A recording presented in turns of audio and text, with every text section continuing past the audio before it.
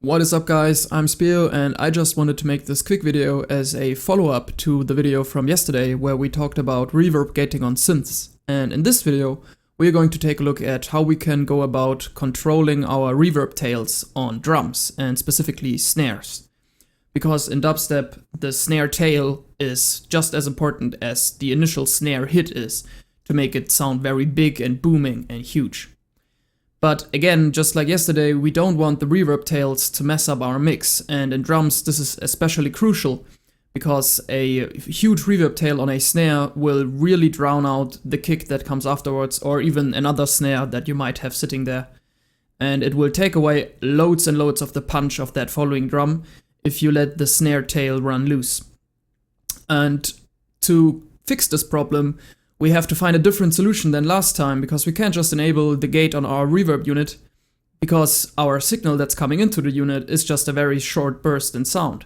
We want a reverb tail to come after that, but we want to control it. And today I'm just going to show you one of the methods I like to use to control these reverb tails using Kong. But before we go any further, let's just have a quick listen to the example I've prepared. It's the same as yesterday. This time take a closer listen to the drums.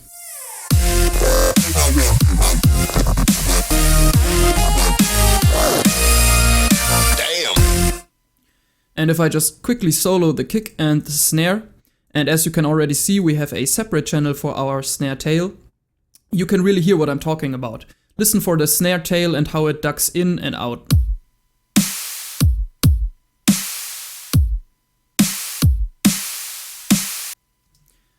So as you heard, the snare tail ducks out when a kick comes in, and we achieve this by having this clip stop when the kick comes in. But how do we get a setup where we can just have one note for our snare tail, and when the note stops, the snare tail stops and the reverb stops? Well, we'll have a look at that right now.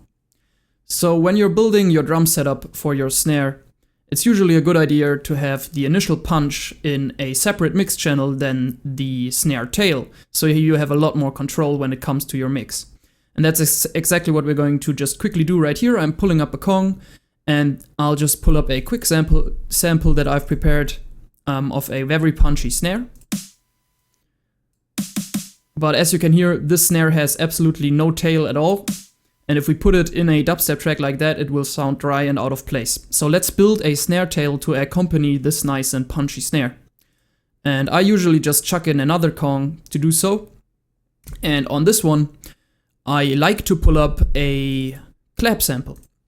Now you can pretty much pull up anything you want right here. I like to use claps, but this is your creative license. You can do whatever you want and you can use whatever you want to create your snare tail. Now of course this clap still needs a lot of processing to be a proper snare tail. And one of the things I like to do first off is use Kong's noise generator to fill out this sound a little bit. It's important though that we reduce the click on the noise generator here to 0 and maybe even bring up the pitch a little bit.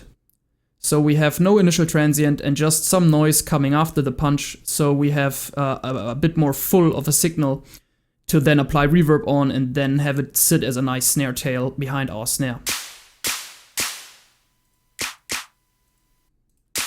You can hear the noise adds a lot to it. Next up you would want to do something like EQing. So pulling up an equalizer and just killing some of the lows right here, because your snare sample up here with all the punch usually packs enough lows, and in the snare tail coming after that, you don't want any lows to clog up your mix. So it's usually a good idea to get rid of those using an equalizer or the high pass filter on your mixer or a similar thing. And next up, there comes the reverb unit. Of course, reverb is crucial on your snare tail to make it sound big and make it sound as huge as it can be. So just pull up a reverb, maybe reduce the dry wet a little bit. But in this stage, we really can't do anything here to gate this reverb. If we enable the gate, it will just kill the tail at a specific position, which is no use to us because we want the tail to be of varied length. As you can see in my example right here, one time the tail goes out for a full half bar, and another one it's just 1/8. So you want more control than just the gate on this reverb unit. So we'll turn that off for now, and maybe even apply just a stereo imager to the signal chain to accentuate the reverb even more. But I think now we have a nice sound that we can use as our reverb tail.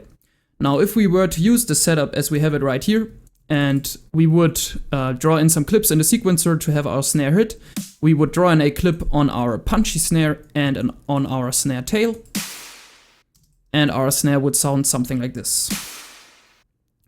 But like I said, we have absolutely no control over the snare tail at this point, and if we were to have a couple of snares play in quick succession,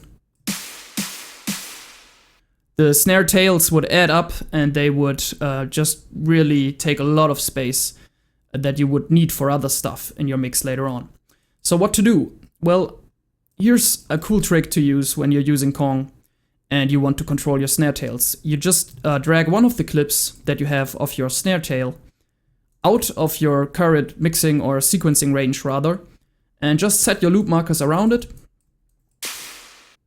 So you can export this just as a clean drum hit. And then you can just export it as a loop, drop it on your desktop, and make sure your bit depth is set at 24 so you don't lose any quality in the exporting process. Now that you have your snare tail exported, and you should probably make sure that you're happy with the sound before you do that. I would still want to work on that, but I'm not going to bore you with this in this tutorial. You can go on and either delete this Kong or minimize it, but I'm just going to get rid of it and pull up a new one. And in this Kong, I'm just going to go to my desktop where I dropped the sample that we just exported and pull that one up. Now we open up the drum and effects section of the Kong.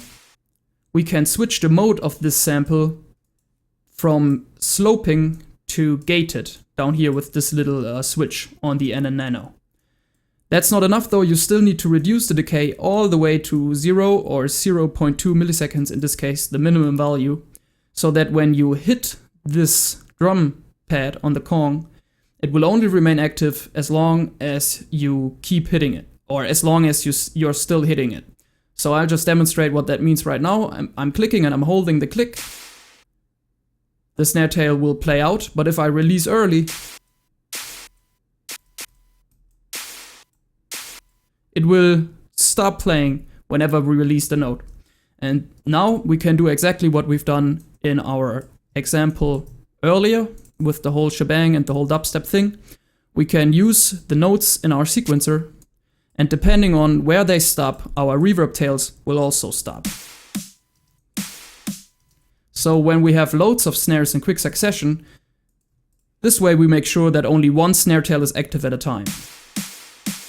And we can even do some stuff like cutting the snare tail out prematurely. For example, if you were to have a kick right here, you would want to get rid of your snare tail that's here, so the full focus is on the kick and the snare just disappears. And you can also do these quick fills right here that won't sound like overdone with all the reverb, it will just sound clean and popping. Yeah, and that's exactly what I did in the example right here, using this technique to control the reverb tail of my snare and so make sure that the kick has enough space to breathe and enough impact, because there's nothing else covering it up. Especially with the sidechain going on, that's reducing all the synths as the kick come in. There's really almost nothing playing in this very second where the kick comes in, apart from the kick. And in an ideal scenario, that's what you want, because the kick just pulls all the attention to it. And in dance music and dubstep in particular, drums are very, very important and they need to have room and space like teenagers. All right, thank you, that's it. Have a good one of whatever you're having, guys, and I'll see you next time.